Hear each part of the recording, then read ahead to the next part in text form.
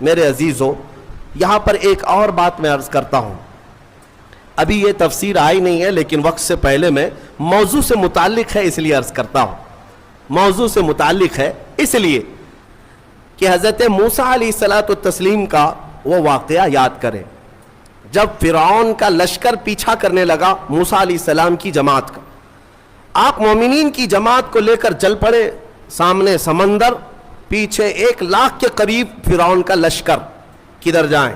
حضرت موسیٰ علیہ السلام کے ساتھ جو مومنین تھے ان کی آزمائش بھی تھی، ایسا موقع آ جائے ایک طرف سمندر ہے ایک طرف دشمن کی فوج، لیکن اللہ تعالیٰ جسے جہاں سے چاہے بچائے، رب تعالیٰ کا حکم ہوا کہ اے موسیٰ اس سمندر پر اپنا عصا مارو، آپ نے عصا لکڑی ماری تو 12 راستے خشک پیدا ہوئے۔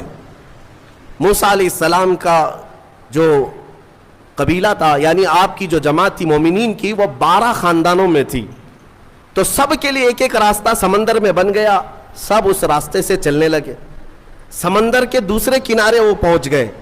فرعون نے دیکھا راستہ کھلا ہوا ہے، ہم بھی چلتے ہیں، فرعون موسیٰ علیہ السلام کے یہ کھلے ہوئے راستوں کے درمیان آ گیا، بیچ سمندر میں فرعون کی فوج پہنچی تھی، سمندر کو واپس ملا دیا گیا۔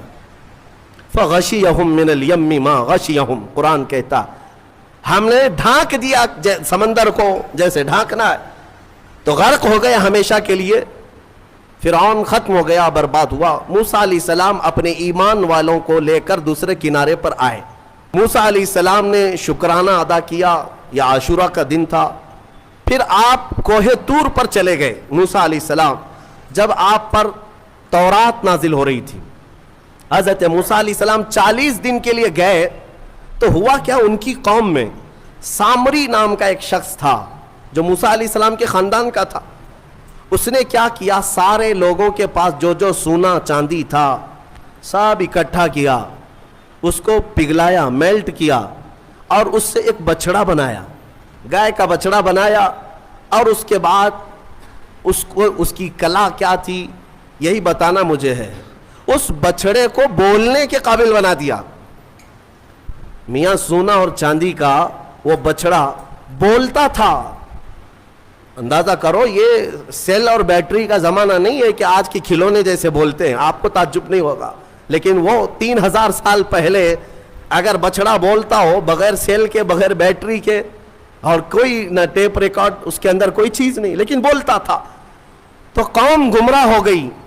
اور سامری سب کو کیا کہتا تھا کہ موسیٰ کا جو خدا ہے نا جسے وہ ملنے گئے، وہ خدا یہی ہے، یہی بچڑا ہے۔ یہ بچڑے کی پوجا وہیں سے شروع ہوئی تھی کہ تو ہی ہمارا سب کچھ ہے، ہمارا فلاں کر دے، ہمارا فلاں کر دے۔ بچڑا بولتا بھی تھا، یہ تعجب کی بات ہے نا، حیرت کی بات ہے میرے عزیزوں، اس سے بڑے حیرت کی چیزیں بھی آ جائیں، تمہارا ایمان مضبوط ہونا چاہیے۔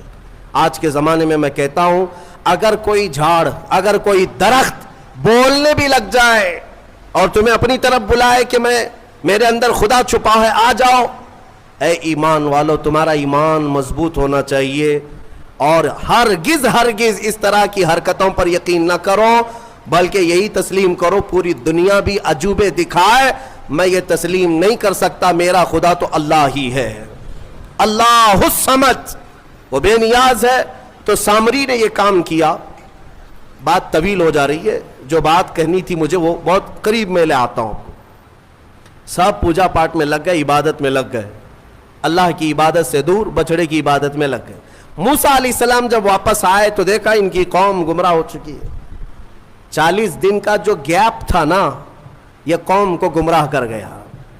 اسی لیے بزرگوں نے فرمایا کہ جو عالم دین ہے یا مبلغ اسلام ہے، وہ اپنی قوم سے زیادہ دور نہ رہا کرے، قوم کے اندر ہمیشہ نصیحت کرنے والا ہونا چاہیے، ورنہ گمراہ ہو جائے گی۔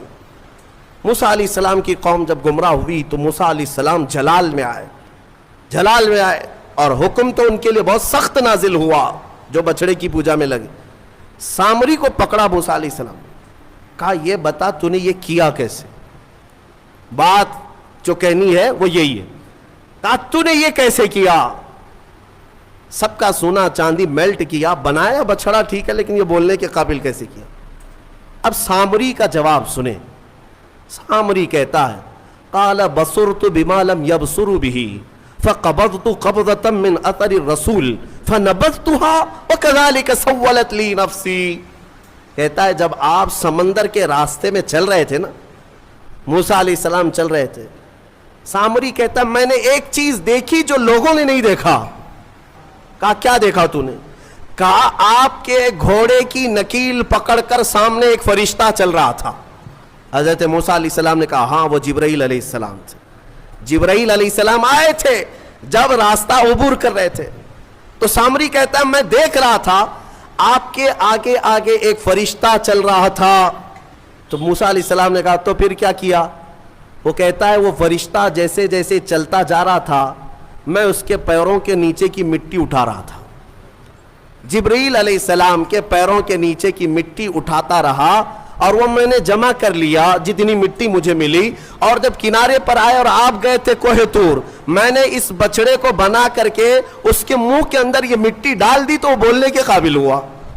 وَكَذَلِكَ سَوَّلَتْ لِي نَفْسِي. وہ کہتا ہے ایسے میرے یہ کام بن گیا, اس مٹی کا ہی اثر ہے. اللہ اللہ اے سنیوں میں یہی کہنا چاہتا ہوں, جبرائیل علیہ السلام کے پیروں کے نیچے کی مٹی اگر بے زبان بچڑے کو بولنے کے قابل بنائے تو جو جبرائیل اپنا ماتھا رسول اقدس کے تلووں پر مس کرے, اس رسول پاک کے قدموں کے دھول کا حال کیا ہوگا.